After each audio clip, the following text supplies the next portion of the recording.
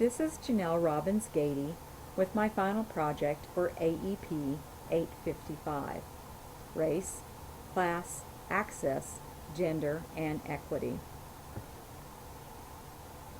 My first article is entitled Social Justice in the Classroom and comes from the publication Educational Leadership, which is the journal associated with membership in ASCD.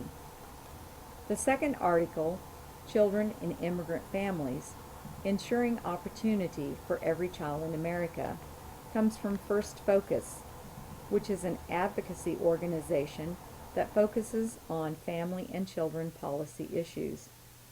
This report was referenced in another article I was reading, and in light of current political discussions regarding immigration legislation, I felt it warranted further investigation.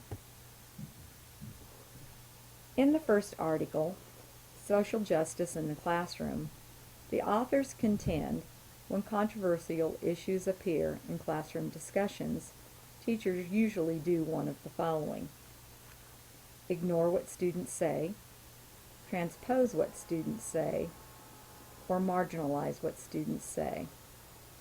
All of these behaviors discourage students from truly exploring diversity and cultural differences. So what can we do? First, we need to recognize the teachable moments.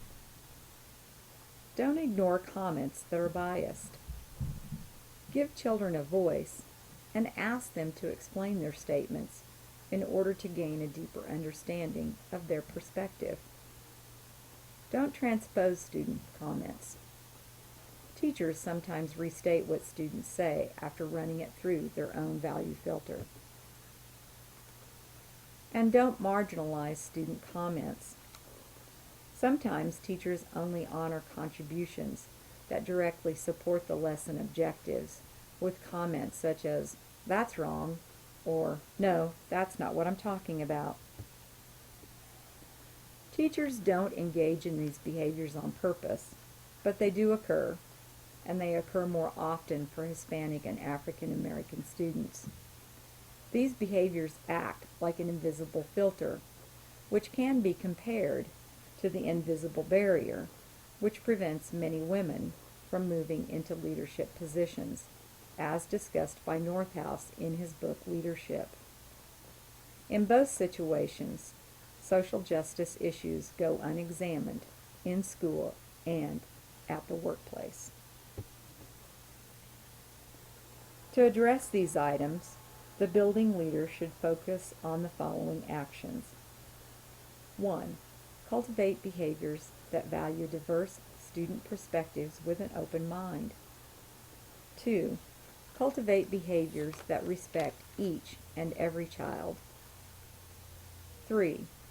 Cultivate classroom environments that operate on unconditional respect. Having this type of inclusionary focus supports ISLIC Standard Number 1. In the second article, Children in Immigrant Families, the report indicates that the fastest growing segment of the U.S. population are immigrant families. And the data from this report shows that immigrant children face huge challenges related to many areas. Number 1, health. Immigrant children were more likely to be overweight and 2 times more likely not to be covered with insurance. Poverty. Immigrant children are 1.5 times more likely to live below the official poverty threshold. Access to high-quality early education. Almost 50% of immigrant children do not attend preschool programs. Immigrant children also face additional challenge, such as immigration itself. 30% of these children have families with an unauthorized parent, yet 80% of these children are in fact U.S. citizens. And a final area of challenge is with English proficiency.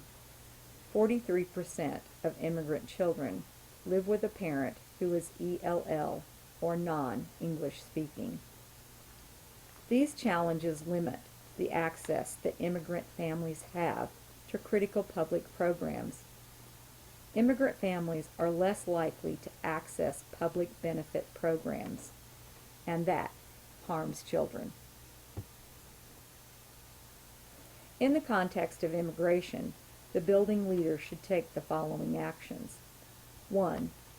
Develop policies that eliminate barriers to program participation, especially in schools. 2. Develop programs to support the development of language and literacy for both parents and children. And 3. Develop strategies that assist families in accessing needed resources. Regardless of the leadership style or approach that defines who you are, our new focus involves working on the system changes needed to ensure that every child has the opportunities for success in the 21st century.